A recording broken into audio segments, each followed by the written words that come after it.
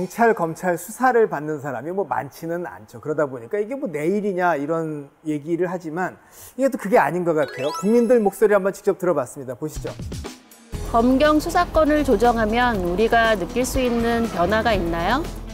어떻게 보면 그 불신이란 게 있는 건데, 그래서 국민들이 아무튼 뭐 체감할 수 있는 변화라는 게 어떤 게 있을까요? 예. 원래 제도라는 것은 일종의 무대장치와 비슷한 겁니다. 그렇죠. 무대장치 같은 거.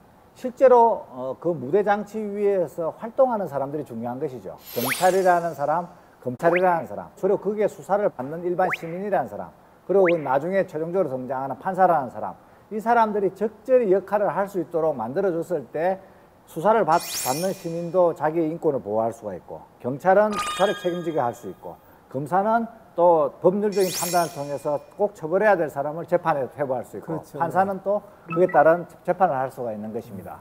그러나 이런 것을 통해서 우리가 직접적으로 얻을 수 있는 것은 사건을 의도적으로 왜곡하거나 또는 처벌해야 될 사람을 처벌하지 않거나 하는 것들을 피할 수 있는 가능성이 굉장히 높아진다는 겁니다. 검사가 우뚝 솟아있고 경찰은 잘 보이지 않고, 그 다음에 일반 수사를 받는 일반 시민들은 저 뒤에 가서 잘 안 보이지, 아예 뭐 존재하지도 않는 듯한 그런 느낌이었다면, 지금 이제 새로운 시스템에서는 검찰이 역할을 하고 또 수사는 또 경찰이 책임지고 하고, 또 피해자는 수사를 받는 사람들은 또 변호인의 도움을 또 충분히 받을 수 있는 그런 시스템을 도입을 하는 것이죠.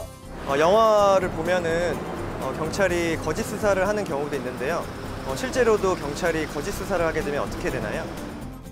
근데 이게 경찰이 또 억울한 사람 잡아가고 수사하고 강압 수사한 경력도 있고, 경찰로 역할이 넘어간다고 해서 그냥 나아지느냐에 대해서는 우려도 하던데, 이번에 수사권 조정 안에서 이제 권고한 내용을 보면 뭐가 있냐면, 경찰이 마음대로 사건을 만약에 덮으려고 해서 그러면 불기소 의견으로 불송치를 한다.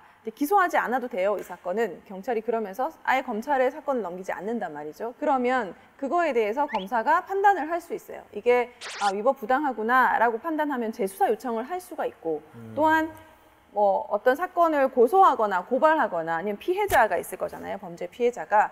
근데 내가 피해자인 사건에서 이게 경찰이 불기소 결정을 했단 말이에요. 네. 그러면 이의 신청을 할 수 있어요, 경찰에다가. 그럼 그 이의 신청을 받은 그 경찰 관서의 장은 검찰에 무조건 사건을 송치를 해야 돼요. 그러면 검찰에서 다시금 또 볼 수 있는 거죠. 경찰에 대한 우려는 두 가지죠. 하나는 검찰을 제치고 경찰이 다 해먹는 거 아니냐. 아이고, 예. 예, 그거 하나 있고, 그 다음에 경찰이 검찰보다 실력이 떨어지는 거 아니냐. 아유, 좀 민감한 얘기네요. 예, 이런 이제 두 가지 우려가 공존하고 있죠.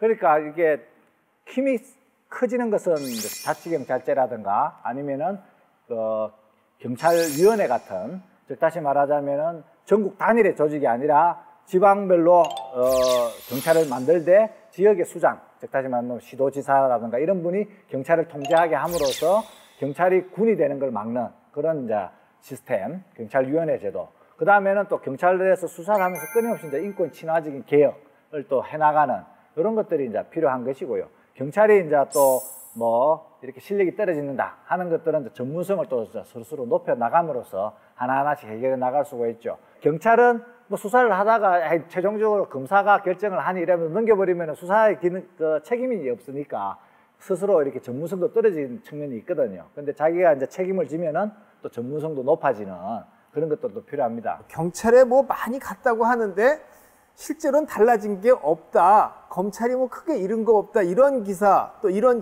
전문가 지적은 왜 나와요?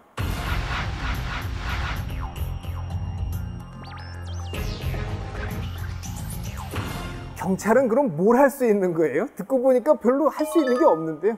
수사에 책임을 진다는 건 사실 엄청 큰 거거든요. 말씀하셨지만 네. 어떤 예를 들어서 어떤 형사사건이 하나 왔는데 지금 수사 계시는 경찰이 할 수 있지만 네.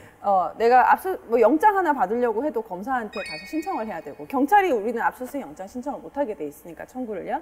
그래서 검사한테 가서 영장 내주세요라고 이제 신청을 해야 되고, 또 검사의 수사 지휘가 내려오면 또 거기에 따라서 수사를 해야 되고, 마지막으로 이제 결정적인 거는 이 수사에 대한 책임이 경찰한테 없었던 거예요. 그래서 하다가 사실 좀 경찰에서는 이제 두리뭉실하게 결론 내서 그냥 보내는 거죠.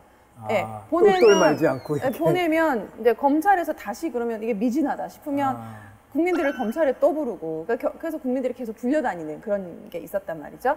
근데 이제 그게 없어지는 거예요. 경찰이 책임지고 수사를 종결을 해야 되는 종결권이 있어요? 수사 종결권이 이제 경찰한테 가게 되니까요. 그 수사 과정에서의 수사 지휘권으로 표현되는 것은 즉 다시 말하자면 경찰이나 경찰과 검찰 사이의 두 관계가 상명하복의 관계. 즉 다시 말해서 하나가 위에 있고 하나가 밑에 있는 그런 관계였죠. 지금은 서로가 이제 대등한 관계, 상호 협조 관계, 상호 견제 관계가 됐기 때문에 이제 일일이 다 뭐 지시를 다 따른다든가 뭐 이런 그 필요가 없게 된 거죠.